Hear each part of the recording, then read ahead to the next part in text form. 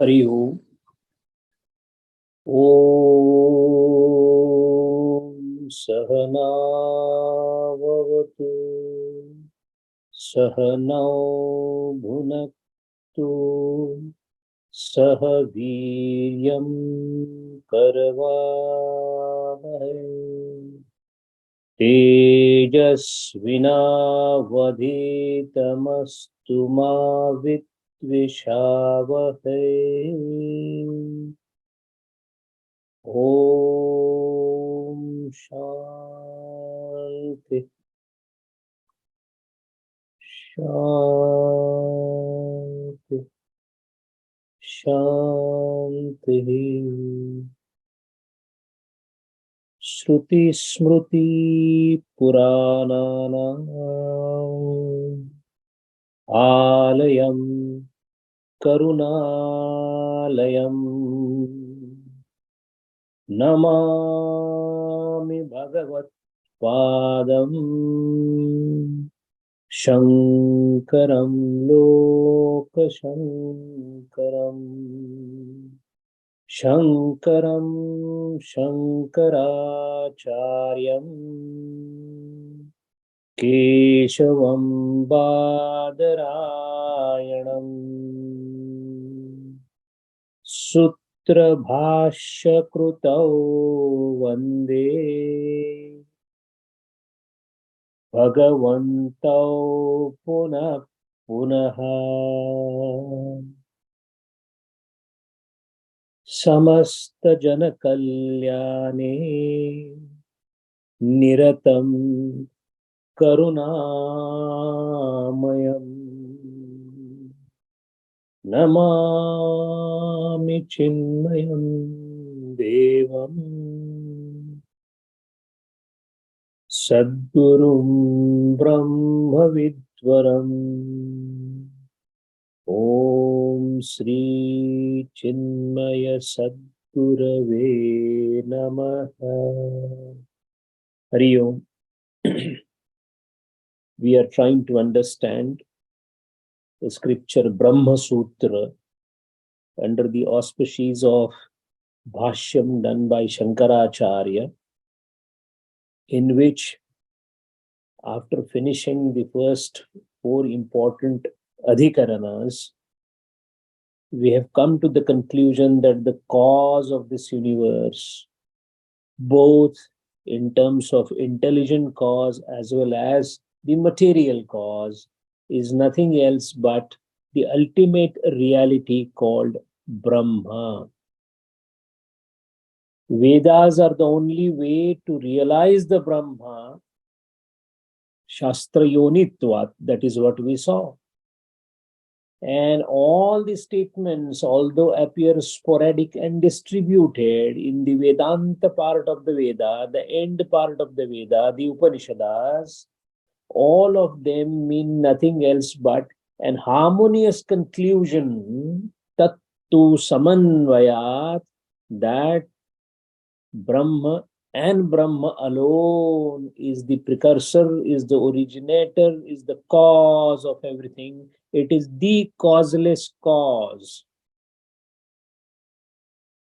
Establishing the ultimate reality was difficult, but the challenge has been properly mitigated by Shankaracharya in the first four adhikaranas.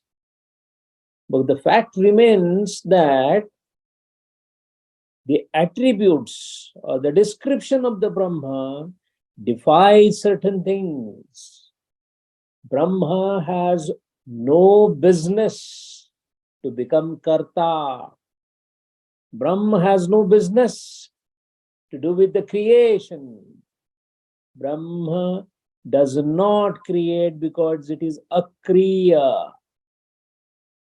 So that which is not inclined, not propensated to create anything, and yet we see the world that is created and we happen to be the part of that world.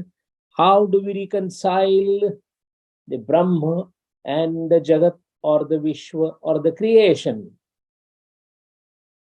If Brahma is not the creator of the creation, then is there another creator who created the creation? And if another creator has created the creation, then would not be that the creator of that creation is bigger or mightier than Brahma? Do we really need to suppose that the creation and the Brahma is punctuated by another entity called creator? So Brahma, creator, creation, is that the sequence? Or Brahma and creation, is that the sequence? Do we really need an agent, an intervening person, a creative or constructive interface between the creation and the Brahma?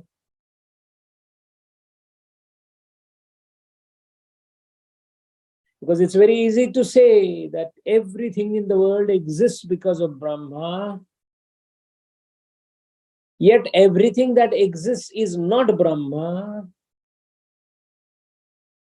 Nothing is created by Brahma, yet the creation is because of Brahma. How do you reconcile apparently contradicting statements?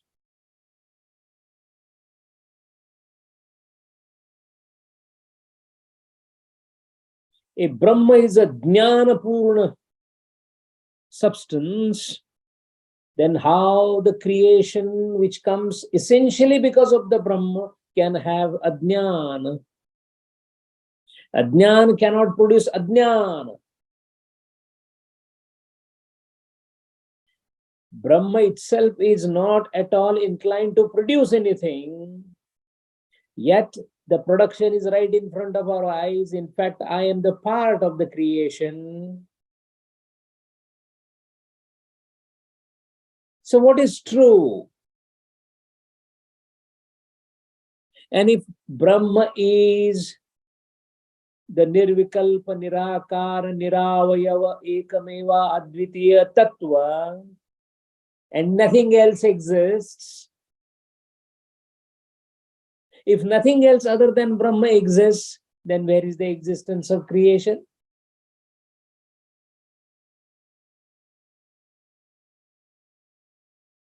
On one hand, you say there is nothing existing except Brahma. Then it presupposes two things. One, either the creation is not existing at all, or the creation is existing within the Brahma.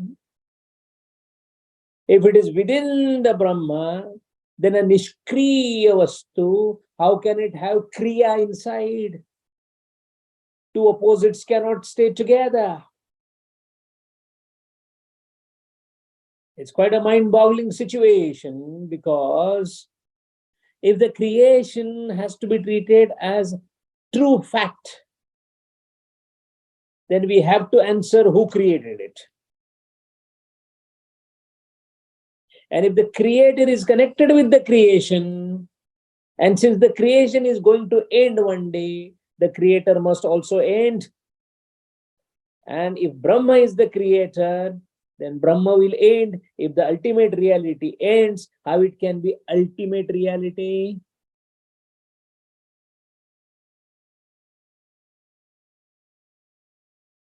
The whole exercise of Brahma Sutra is to take the Upanishadic statement, that means Veda as the base,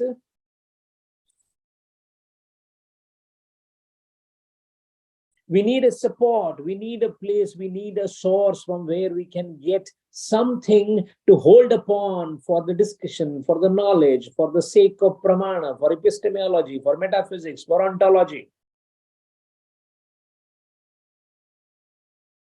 If I start using any other pramana as Anuman or Upaman or Arthapatti or Abhav,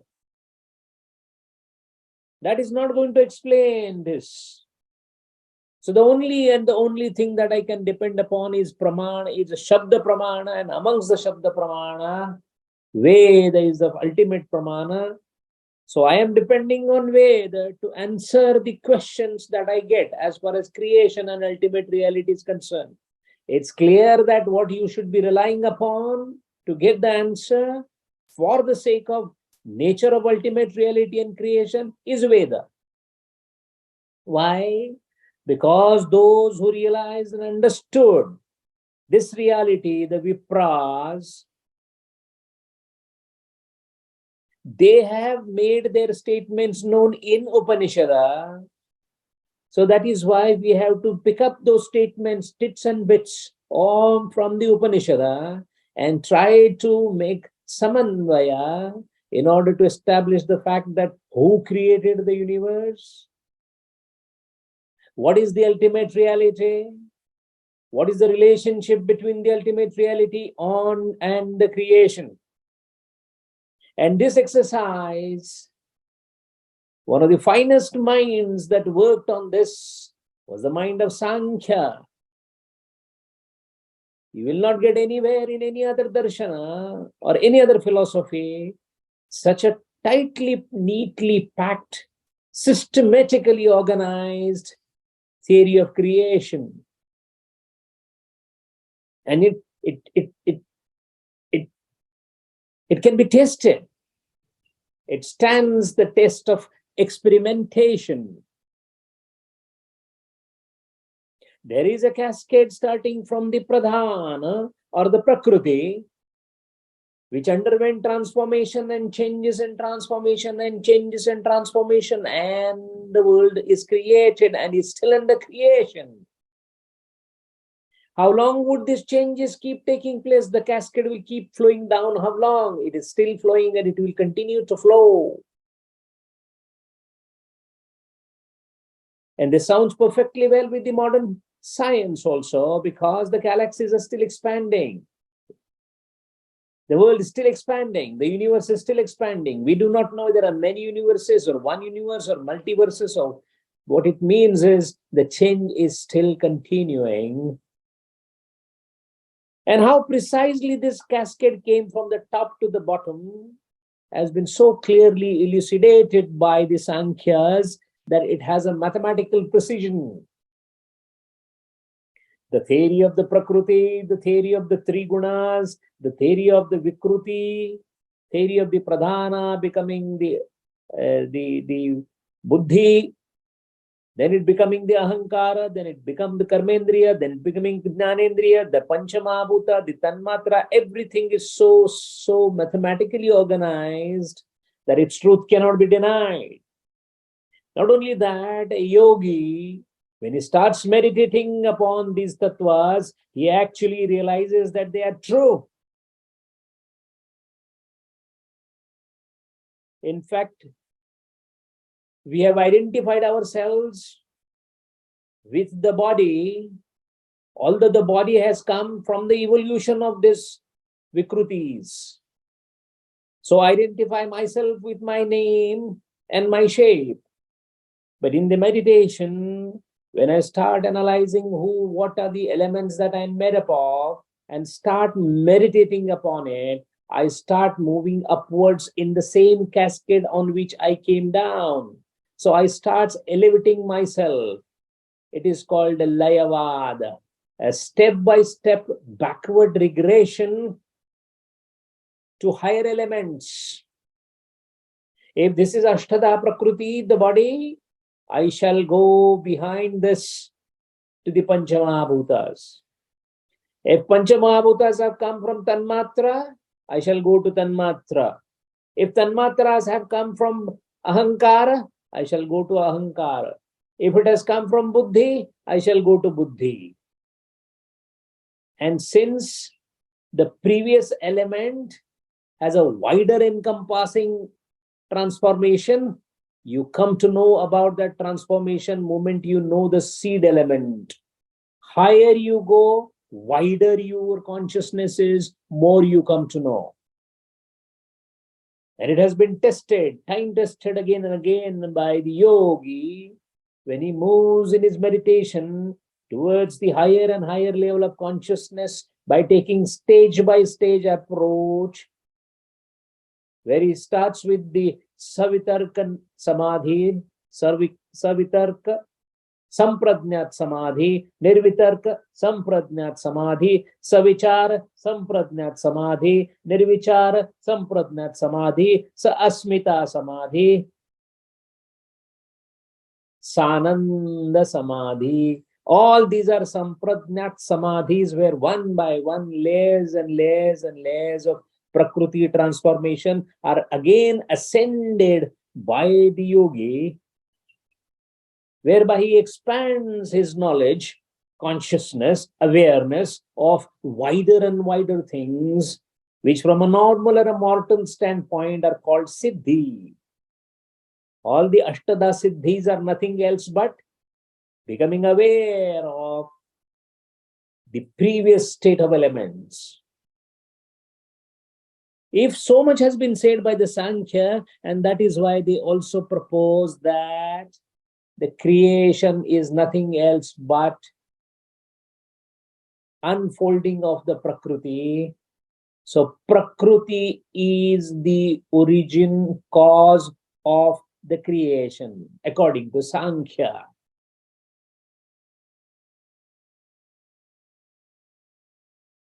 And in the same breath, they say that Prakriti is achetana, non-conscious.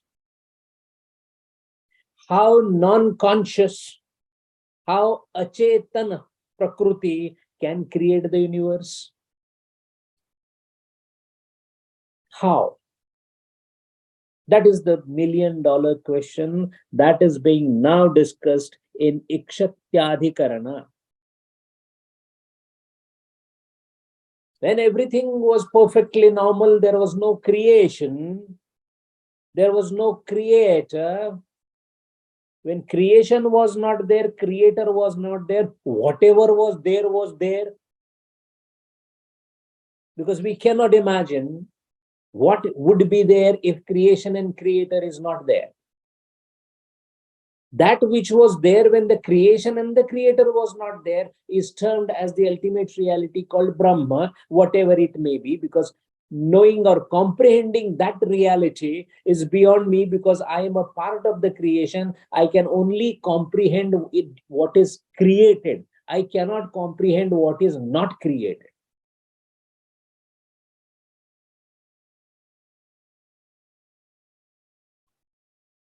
I can only comprehend Vyakta.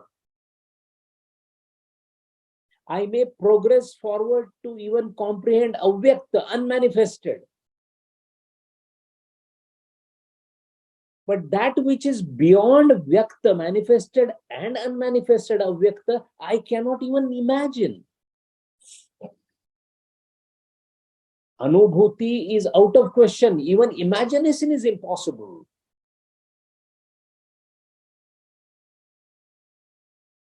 So from our standpoint, there was a time when creation was not there, creator was not there, and creation came into existence. This is what we feel, we believe. The question comes that where was the material for this creation? If Panchamahabhuta, Prakriti, everything is insentient, achetana. So before the creation, where was this achetana? Chetana cannot create achetana. Brahma is a chetana. It cannot create achetana. How can it create achetana? Insentient is born in the wombs of sentient. The sentence itself is ridiculous. So where was this achetana world samagri, material was kept? It had no existence before creation. So achetana vastu was not there before creation because only chetana was there.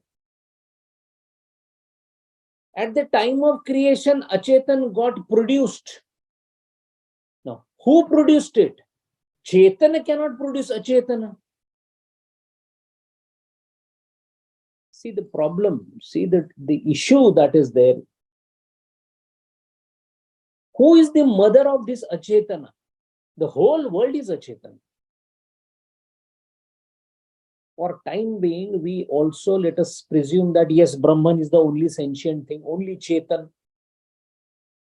It has gone into every jiva as Chetana, agreed.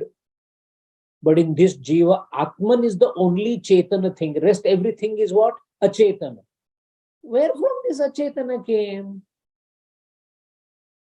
Who produced this? Chetan cannot produce a Chetan. Achetan is there, we all agree. Because the world is full of what? Sentient and the unsentient things. Achetana, Chetana, Jada and Chetana. All philosophies agree that there is Jada and there is Chetan. The question is of not agreeing. Question is from where did the Jada came? If not from Chetana, because if you say it came from Chetana, you are violating yourself. Where from the darkness came? It came from the light, sir. It cannot.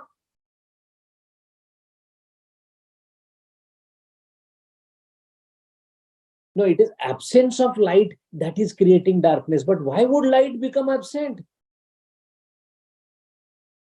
Because if you say Chetan is sometimes Chetan and sometimes not Chetana, it is impermanent. And you say Brahma Atma is permanent. Sanatana. See the dilemma. Achetan is there. Chetan is there. Chetan cannot produce Achetan. So then who produces Achetan? Sankhya say Achetan produces itself. How Achetan produces itself? They gave a beautiful example. They say when the river is flowing and it is over flooded, the banks of the river automatically fall down. They break. Now, bank of the river on its own cannot move. It is Achetana.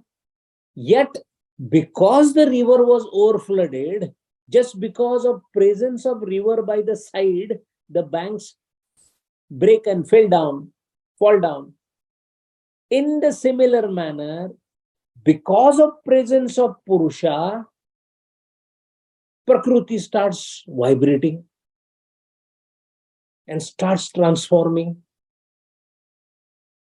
Otherwise, in Guna Samya Avastha, Sattva Rajatama, when they are in equal proportion, Prakriti is completely insentient. Yes, it is lying just like that. All of a sudden, Purusha Sanyoga happens and it starts dancing and the world gets created. Advaita says,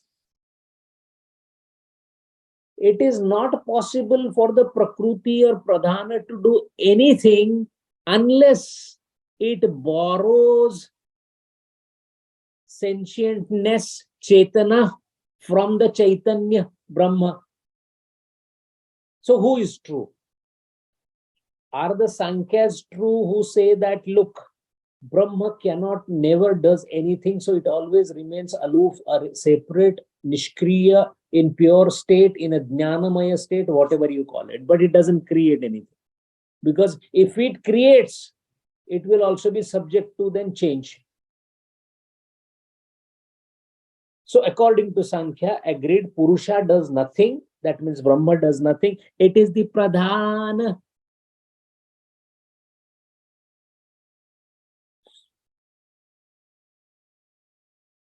The Pradhana on its own. Who pushes the Pradhana to start making the world? Nobody. Why nobody? Like the way a red flower is closer to the crystal does nothing. The flower does nothing. But the red color of the flower gets distributed in the crystal and it looks red.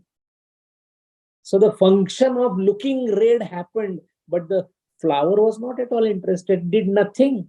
All it required was they coming together. Similarly, Purusha and Pradhan or Prakriti, moment they are close and they are forever, the Prakriti undergoes a change.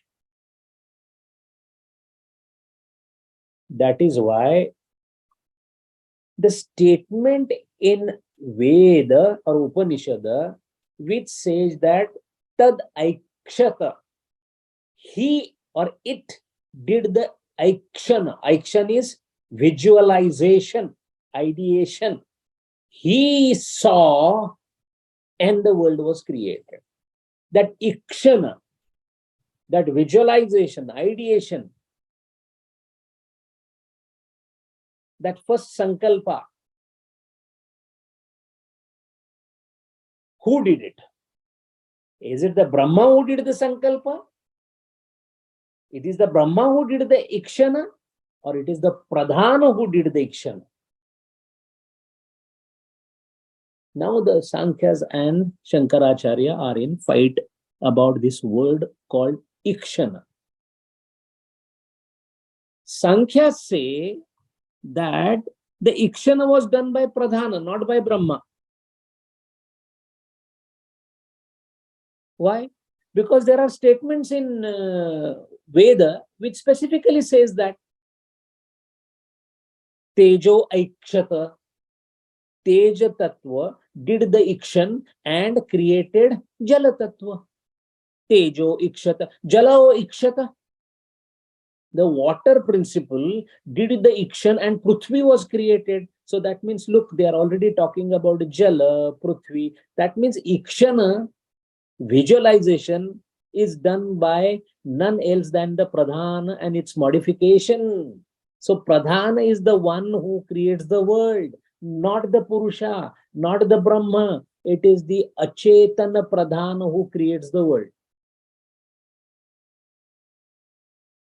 But Achetan, how it can create? Because he's Achetan. No, Achetan itself is Achetan, agreed. But Achetan in presence of Chetana becomes as if he is Chetana.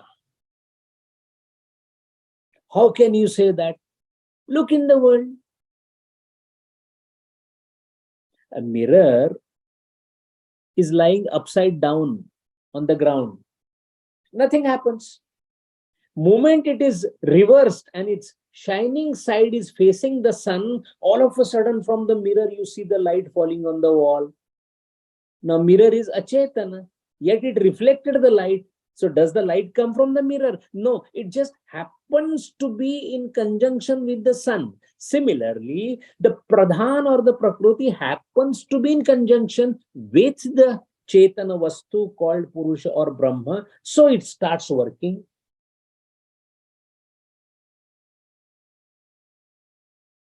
Yeah, in the daily experience also you see the same thing. Look at the mirage, Mrugajalam. There is nothing there. There is a desert, there is a hot air, and all of a sudden you see a water. From where the water came? Who produced the water? Nobody produced the water. The water got produced by whom? By the sand and the hot air. But sand and hot air achetana, yet they created something which was different, appeared like the third tattva, Jala. Whether it is real or unreal, that is a different question. But did it not create the third tattva? Hot air is because of sun. Desert is because of sun. No, hot air, sand, these are achetana tattvas. Achetana tattva in certain condition created the Mrugajala.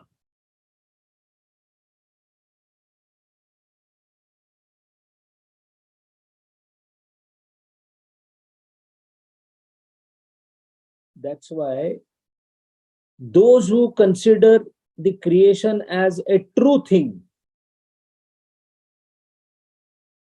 they say even if you become Jivan Mukta, the world remains.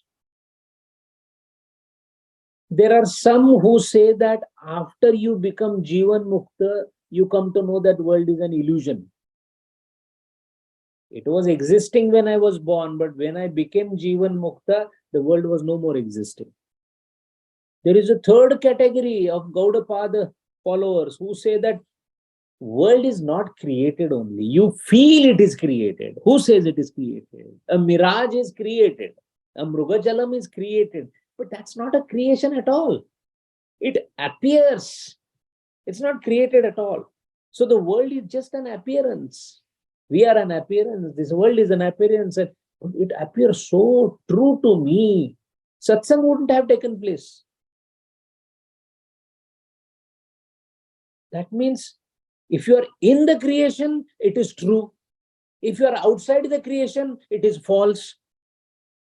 So same thing is true as well as false in different conditions. It is Sat, it is as well as Asat, then it is Vilakshan.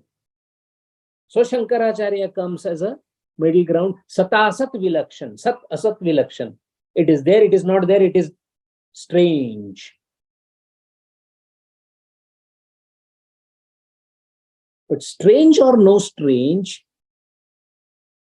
how did the creation start? Even if it is a mirage, it is Maya, it is illusion, all right. How? Why would sitting quietly a Brahma would say that let me create an illusion? Why would it create an illusion? What is the reason? Brahma doesn't think, Brahma doesn't have desire, Brahma doesn't. Even if it is an illusion, sir, you have to explain why the world is existing. In an illusory form, all right, I will come to know someday that it is an illusion, but why it is created? So Sankhya say it is because on its own, the Pradhan or the Prakriti starts vibrating because of imbalance between Sattva, Raja, Tama, Guna, and the change takes place and the creation is created. But the reason for this quietly sitting Pradhan or Prakriti to start vibrating is because of its presence near the Purusha. So Purusha by itself does not create, but its presence close to Prakriti induces. Prakriti gets self-induced to create the creation. And they have given examples like Japa Kusuma. Now Acharya is coming to refute the same through Shruti Pramana. He says, look, first of all, let me give you the statements in the Veda, which clearly states that that is not the case what you are saying. Now he is telling to Sankhya that this Ikshana is done by Brahma only, not by Prakriti. Ikshana, that means I am one, I should be many. Prayojana Virahita, Niyojana Sahita, Ichha. And Ikshana means when the first instinct to create the world came, there was no previous past history of worlds. There is no Smruti with the Brahma. So ab initio, for the first time, the creation is being made. So when you create something, there has to be a plan. It cannot be a chaos. And second, what is to be produced as a world or creation, there has to be some ideation. See, we always give less importance to imagination. Einstein gave maximum importance to imagination. He says it is the most important faculty. You imagine. Now, our imaginations are within the walls of our memory. We cannot imagine anything that is not in the memory. There has to be some previous experience, and then you may extrapolate on that. That's a different thing. I will see a bird flying and then I can say that, yes, I'm imagining that I have wings and I will fly. It's an imagination, but based on birds being seen. If flight itself is not known to me, I have never seen anything flying, I will never imagine flying.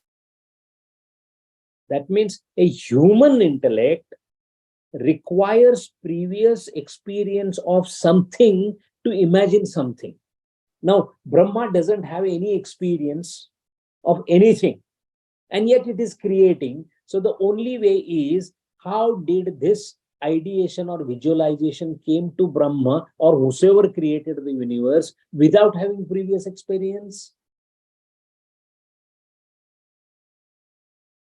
That means This capacity of ideation or visualization must be inherent in the Brahma.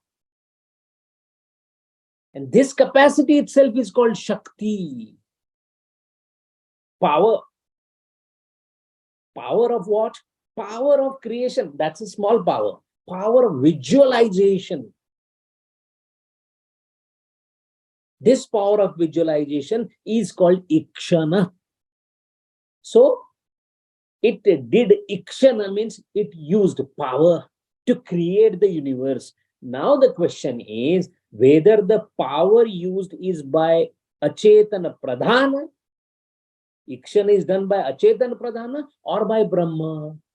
That is the main subject bone of contention of Ikshatyadhikarana. So Acharya is saying, first let me tell you, Sankhya people, listen to me. In Shruti itself, it is clearly given that Ikshan is done only by Atma or Brahma. Where it is said, look at the Chandogya Upanishad. Evam hi shruyate sadeva somya idam agre asit ekameva advitiyam tad aikshat bahusyam prajayayeti tat tejo asrujata. What is the meaning? This, hey Saumya, before creation there was Sat only, truth, which is Ekameva and Advitiya. It glanced, Ikshana, that I should be many. I should make many, and it produced Tej. This is the Shruti. That means Veda Vakya is talking about Sat or Atma or Brahma before the Ikshan. That means Ikshan is done by the Brahma itself. So the creation is because of Brahma. Second Shruti, Taittiriya Upanishad. Atma va idam ek eva agra asit na anyan kinchat mishat sa ikshat lokanusruja iti. It was Atma Rupa before. There was nothing moving. It did Ikshana and created the Loka. See, we experience the things in the world. We experience mango, we experience reading, we have all experiences. This experience was visualized at the time of Ikshan. And moment that experience means what? There has to be an experiencer and something to be experienced. That is called precisely the division. Dvaita. I and rest. Ahankara was produced. Then the differentiation started. Differentiation created experience. So experience is called a loka. Lokaha srujata. That is how he created it. Look at Prashnopanishad. Sa iksham chakre sa pranam asrujata. It did ikshana and created prana. Prashnopanishad. Mundaka Upanishad. Yah sarvajnah sarvavidyasya jnanamayam tapaha tasyat etad brahma nama rupamanna cha jayate. This omniscient, both samanyatva and visheshatva, whose tapa is a jnanamaya, from his brahmanda nama rupa are formed. So Acharya gives 4 strong Shruti Pramana to refute Sankhya's, saying that all these Shrutis are talking about Brahma. None of them have used the word Pradhana or Prakruti. So Ikshana, that means the first one who visualized the creation of the world, is Brahma, not the Achetana Pradhana Tattva. Although you are trying your level best to tell me that is not right. So this is a Shruti Pramana. Now let me use logic, Yukti Pramana. You say Jnana is Sattva Gunatmak. We all know, we have seen Bhagavad Gita. What is Jnana? Sattva Guna Pariposha, Sattva Guna Vruddhi is Jnana. Sankhya people say Jnana is possible only when Sattva Guna is there. If Sattva Guna is absent, Jnana is not there. That means, what is Jnana? Knowledge, to know. That means to know or to have knowledge is only possible when you have Sattva Guna. And Brahma is Nirguna. How Nirguna can know? Knowing is possible only by Sattva Guna. And what is Sattva Guna? One of the three guna. One of the three guna means Prakriti. That means it is the Prakriti which makes this sentient. See the logic given by them. But Acharya says, all right, I agree with you. Tell me one thing. In Guna Samyavastha, when your Sattva Guna, Rajaguna, Tamaguna is same, no Jnana is possible. So that means you reach to Pradhana Avastha after doing tapasya and everything, and what will you get in turn? No Jnana. Why? Sattva Guna is not on ascendant, so there is no Jnana. So do you mean to say no Jnana is your definition of Kaivalya? First objection. Second objection is, if Sattva Guna gives Jnana, I agree. It is the Sattva Guna who gives the Jnana. Then how that Sattva Guna is staying along with Raja and Tamaguna? They are against the Jnana. So that which is for the Jnana, that which is against the Jnana, they are staying together. Impossible. Again, Chaya Tapo. Shadow and the sun cannot stay together. If Sattva Guna is knowledge, and you only say that gunas are always either in Samyavastha or in some different proportion, but it never happens that only one guna is there. That is what Sankhya Tattva says.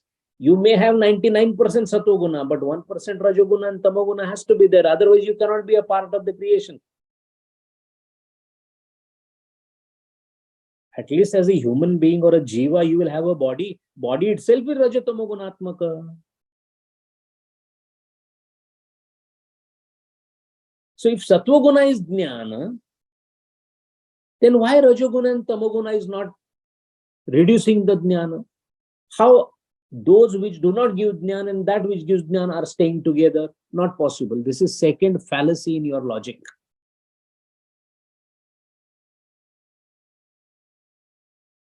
Third thing is, na sakshika sattva vritti hi janati na abhidhiyate na cha acetanasya pradhanasya sakshitvam asti tasmat anupapannam pradhanasya sarvajnatvam. Tell me one thing. Sattva vritti is jnana. Agreed. Okay. We agree with you. Right now, when you are listening to the talk and if you are understanding it, Sattva Guna is there. So you are understanding it. Agreed. Even the person who is speaking because Sattva Guna is giving him power to express what he has understood. That is okay, no problem. The issue is, there is knowledge because of Sattva Guna. But the question remains, knowledge to whom?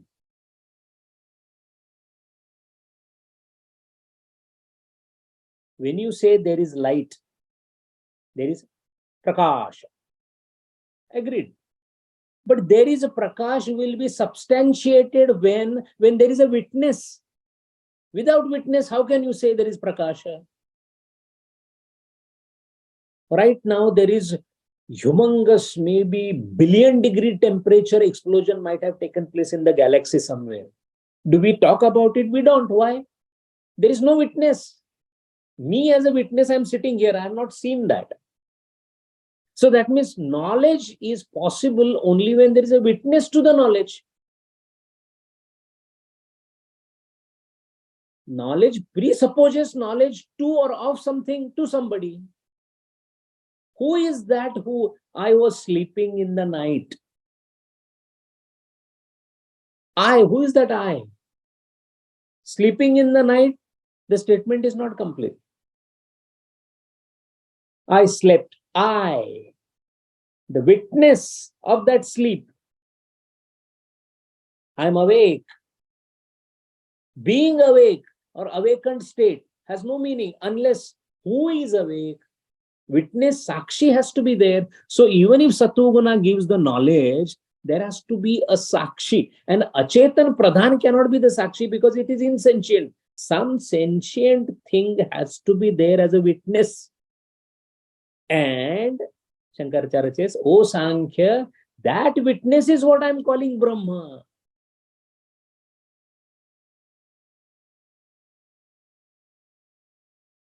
Whenever Prakriti comes to play on the ground, Chaitanya sends its emissary called Chetana in the ground. So Chetana and Prakriti, they play with each other. But Prakriti is playing is only understood by Chetana. If Chetana is not there, first of all, Prakriti cannot play. And even if it is playing, who will know that it is playing? Chaitanya itself doesn't play. But when Prakriti is coming for the play, Chaitanya has to send its Chetana so that the play can take place and there is an observer to the play. This is another Yuktivad by Shankaracharya. Then Sankhya says, look, yogi starts meditating and goes into the samadhi of different orders and he becomes more and more knowledgeable, isn't it? To the extent that he becomes Sarvajna. When he goes to the highest possible level, a yogi, he becomes Sarvajna. That means to become Sarvajna, you have to have some organ, avayava, indriya to become sampanna. And Brahma doesn't have any indriya. After all, knowledge is what? Knowledge is of some vishaya. It may be a vishaya of sampradnyat, asampradnyat samadhi, doesn't matter. Knowledge of entire creation, agreed. Even knowledge of avyakta and vyakta, both together, agreed. But for all that knowledge, somebody has to practice the knowledge to reach that level, and yogi reaches to that level and comes to know vyakta and avyakta both, and he becomes Ishwara Tulya or Ishwara. Yogi becomes Ishwara, and Ishwara is Sarvajnana Prapti. So Sarvajnana Prapti is a authority or is a propriety of Ishwara. Brahma cannot be Sarvajna because Brahma doesn't have Indriya. It is not a Sharira Yukta. This whole game of creation can be known by somebody who is from the creation but at the top. Those who are outside the creation cannot come to know about creation, because to know creation, you have to be made up of creation. A yogi is having a body, he is made up of Panchamahabhuta, and then he develops himself so that he comes to know the entire creation. So to become jnani, knowledgeable, yogi, for yogi it is possible. How can Brahma do that? Shankaracharya comes to refute that with another Yuktivada. He says that for you and your knowledge, you have presupposed that there is a knowledge of something obtained by somebody through something. Your process of knowledge, even if you are a yogi, even if you are meditating on the highest, there is a meditator. You are meditating on something, that means there is alambana, there is a subject, and there is a meditation, and then you are getting knowledge. So your knowledge presupposes always somebody who becomes knowledgeable, something that he becomes knowledgeable of, and the process of knowledge. But my dear Sankhya, unfortunately, nothing of this works when it comes to Brahma. Why? Brahma doesn't require any organ, any process of knowing. How? It is like this. To get the knowledge of something, howsoever mighty it may be, it has to be separate from you. My finger knows my finger. Cannot happen. Why? Finger is finger. I know the finger because finger is different than I. Finger knows finger cannot happen.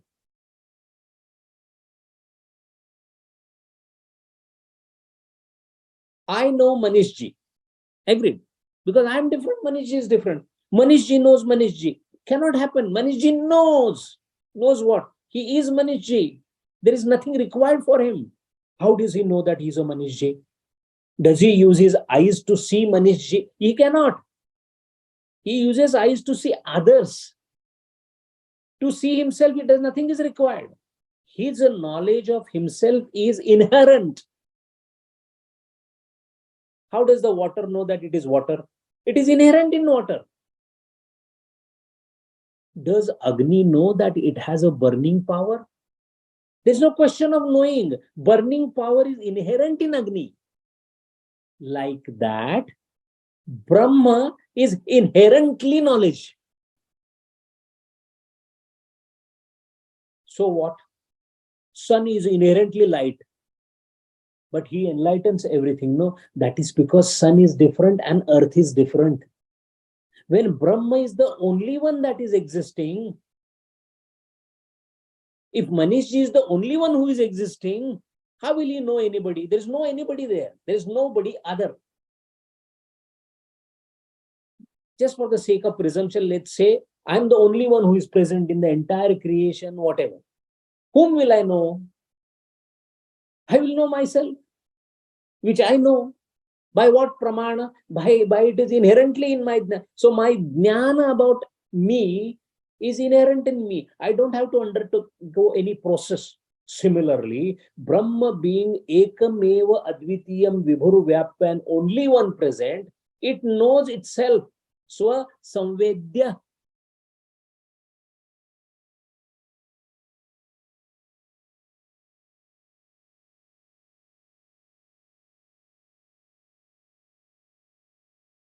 The Sankhya's are not going to keep quiet. They're still coming out with the argument. It says, Yatha Agni Nimittamayaha Pindatehe Dagdhrutvam. A iron ball, when heated, because the heat is close to it, then what happens? The iron ball becomes red hot, isn't it? And then the iron ball, if you touch your finger, it will burn you. Does the iron ball itself burns you? No. It is burning because it is hot iron ball. So what happened? The iron ball got the competence to burn somebody because of the fire. Yes, this is correct. Sankhya says that is what I am saying. The Agni is nothing else but the Brahma or the Purusha. Because of the Prakriti's proximity to it, because of Agni's proximity to iron ball, the Dhrutvatvam comes, burning comes. Similarly, because of presence of this particular Purusha closer to the Prakriti, Pradhan starts acting. What is wrong in it? Why are you denying it? The Pradhana gets energized by Sakshi Sanyoga.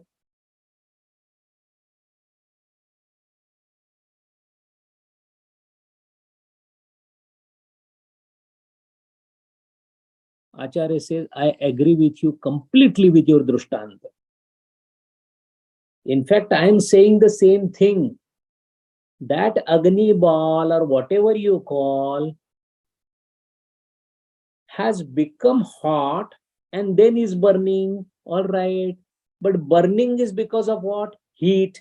Heat is where? In the iron ball. Heat came in the iron ball from where? From the fire. That is what I am saying. The fire is the main cause of the burning.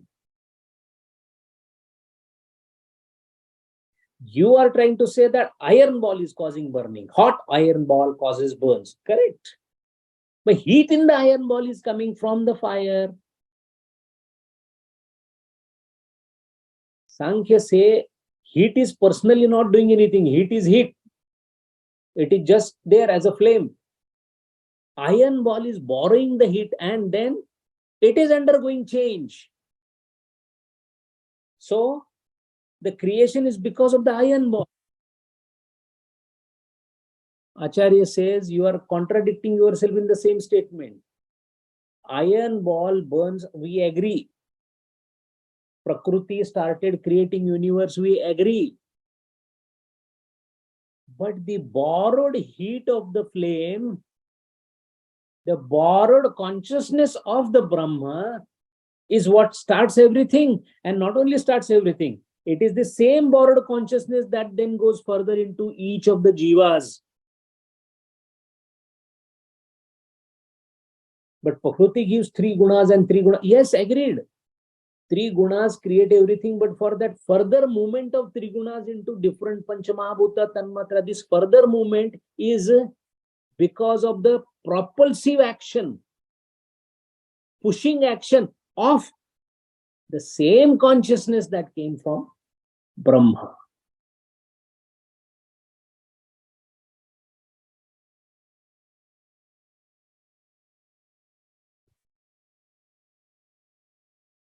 Another yukti that Acharya uses is, agreed, flame came in contact with iron, that is why iron became hot, and then the whole thing, whole cascade starts, whole story started, agreed, you say that. But tell me one thing, you are presuming that the iron ball is there. When only flame is there, from where the iron ball came? When only Brahma is there, Chaitanya is there, from where the Prakriti came? Prakriti, because of Purusha, undergo change. Let us, for sake of it, let us agree to that. I am asking a question. Acharya says that Purusha or Brahma is forever, Sanatan. All of a sudden, Prakriti came from where? Then it got heated and then it started Gunasamya, was agreed, all that. Basic fundamental question is, material for the creation of the world came from where? From nowhere. How did it come?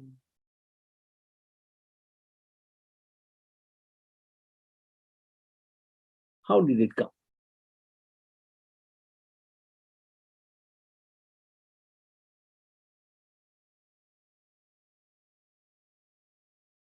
There has to be a reason why the Prakriti came. And that is what Acharya says. That is what I am saying. Even your Prakriti also comes into existence from zero or nowhere because of Brahma. It is impermanent. It may be there, it will be completely gone, lost, maybe go back, again come, again create, destroy, resolve, pralaya, whatever. It was first of all brought into the place because of Brahma. So Brahma is important. Now Sankhya is not going to keep quiet. He comes out with counter logic to this logic. He said, oh, agreed, yes, you are right. When nothing was there, only Brahma was there, all of a sudden Prakriti came from where? You are correctly asking the question. Now let me ask you one thing. When nothing was there and only Brahma was there, he did ikshan of what? To do ikshana, there's nothing other than Brahma present. You say Ekameva Dvitiya. Then why and how would it visualize something else? Ek Sandha, Ek Rasa, Brahma is there. Nothing else is existing. And then he did ikshana. Ikshana of what? There's nothing else. Right now the creation is already there, so he's doing ikshana, he is anupravishati, he's into everything, all jivas, agreed. But when nothing was there, he will do ikshana of what? And then Sankhya feel that they are victorious. But again, Shankaracharya comes and says that, I'm sorry, Mr. Sankhya, it is not right, because when creation is not there, the ikshana done by the Brahma is of unmanifested universe. potential to manifest is always there. Ishvara, its Shakti can be exhibited as Vishwa, or when it is not exhibited, Shakti is still existing.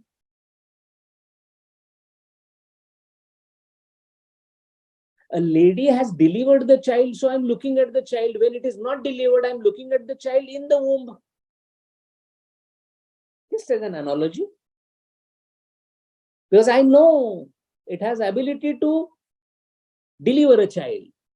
I can even do the action of the potential to deliver.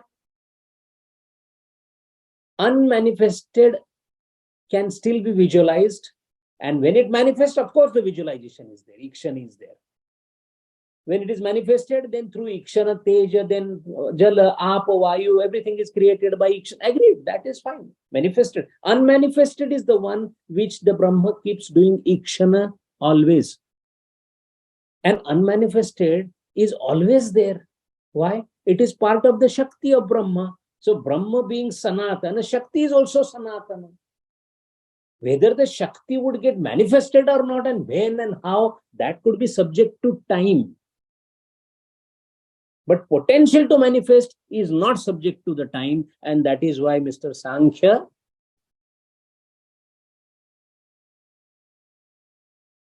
Brahma being Sahaja Swarupa Apadjnana, it does not require any Jnana Sadhana. So with this, Shruti and Yukti Pramana, Acharya has settled the Sankhyas to accept that the sentient is the only cause of all the insentient that you see. Insentient cannot produce itself as insentient. Achetana Pradhan or Prakriti or Maya alone cannot do anything. Maya does everything. It appears like that, but Maya is adhyastha on Brahma. Maya by itself cannot create anything. Maya creates everything, but for creation it requires adhyastata of Brahma. So Maya is adhyastha on Brahma. Hariyo. Om Purnamada Purnam Nidam Purnat Purnam Mudachyate Purnasya Purnamadaya Purnameva Vashishyate. Om Shanti Shanti Shanti.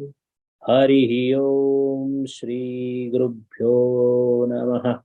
Hari Om.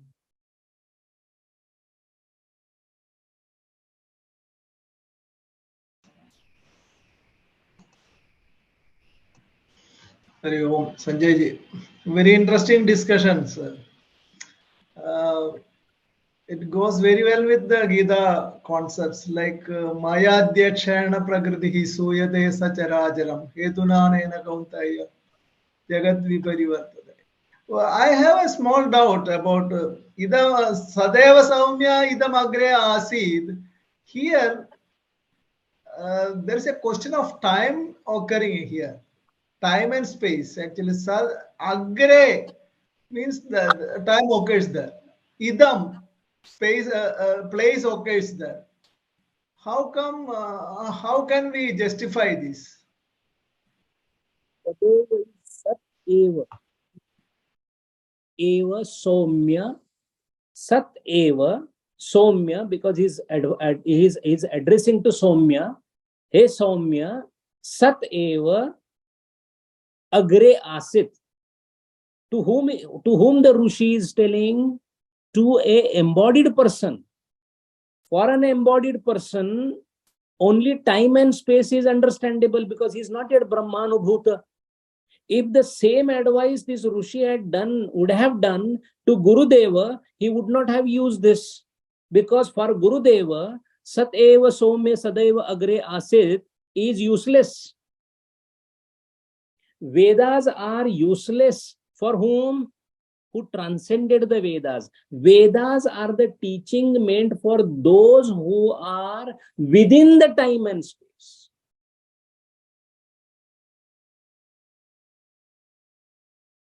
When you see Kabir Maharaj, he says, Rama Niranjana Nyara Re, Anjana Sakala Pasara Re, Anjana Bani, Anjana Ved.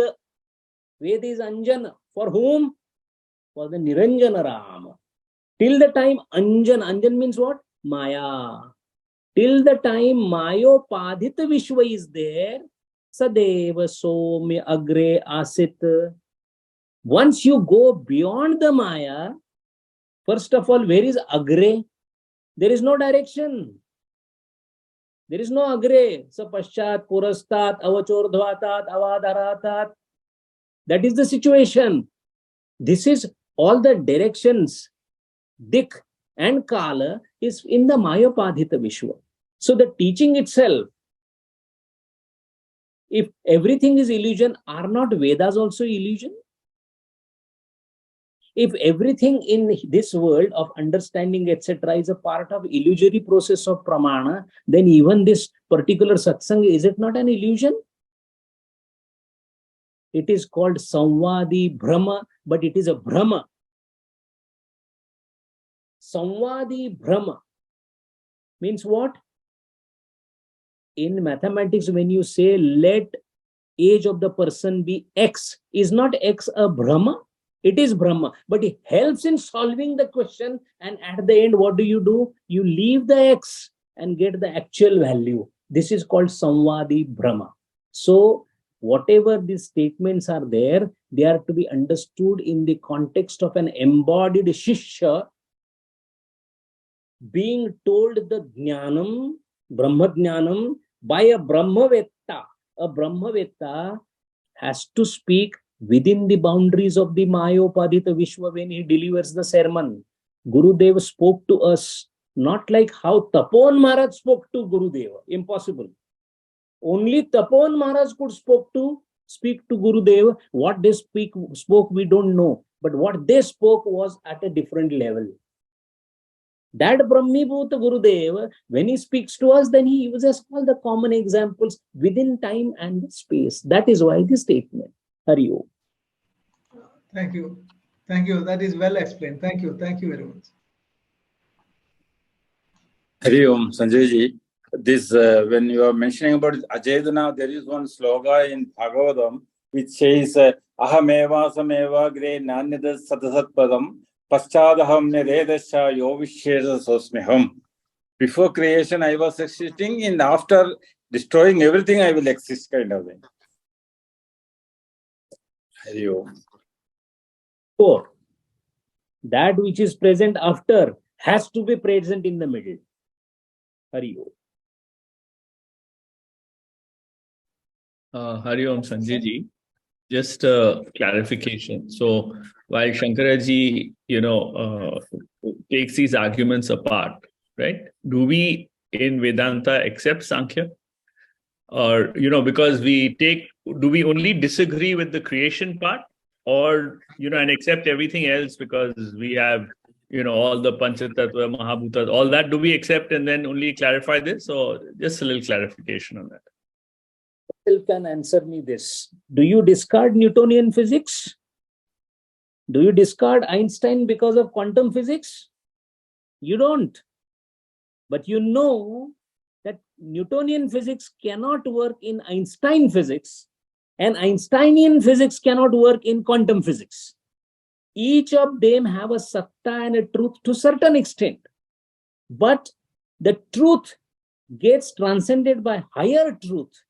So these are all, it's like, is the first floor staircase more important than the second floor staircase? The second floor staircase is definitely higher, but without the first floor staircase, you cannot go to the second floor. So each of them, ekam sat vipra bahuda vadanti, these are nothing else but the manifestation of higher understandings on the way. Swami Vivekananda, in his letter to Alasinga Perumala in 1895, made an important mention of a speech that he delivered in Unitarian Church at Hartford in America, where he says that now I know what Vedanta is. It's a very major and a bold statement. He said Vedanta is nothing else but a progression from Dvaita to Vishishtadvaita and Vishishtadvaita to Kevaladvaita. This is nothing else but the higher and higher understanding. Each of them have a state of truth at that particular state itself. So are we trying to say that Ramanuja was useless compared to Shankaracharya? No, sir, never say that. All the acharyas are Ishwaratulya. But the development of philosophy has gone through stages. The pinnacle was achieved by Shankaracharya. That is why beyond Kevala Advaita, there is nothing. It's been more than 1300 years. Beyond, or maybe more, we don't know Shankaracharya's period. So beyond Kevala Advaita, there is nothing there. Thus far, no further is the situation. That is why the Yoga Vasishtha that you referred to, why Gurudev called it the ultimate book, it touches all the different realities in one go in one book. Very rare combination. Either you have a book like Brahma Sutra where you only talk about Brahma and all the higher level, or you have Puranas where you talk of only the lower level Arthavada Purna Sutras, or you have Patanjali Yoga Sutras which talks of only one way, one marga. The combination of all that in the most expressly practical form is Bhagavad Gita. But on philosophical side, it is the Yoga Vasishtha. Hari Om. But nothing is contradictory to one, it is all are complementary. That is very interesting. Nothing is contradictory actually. It is escalating from one step to another and goes to higher level. Thank you. There is no journey in spirituality except from lower to higher truth. You are always going from lower to higher truth and not from falsity to truth, according to him. Hari Om.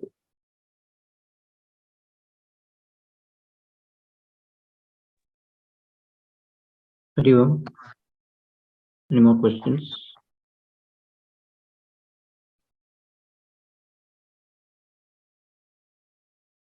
I think Mansi was has unmuted. Do you have a question now? Am I audible? Yeah. Namaskar, Dr.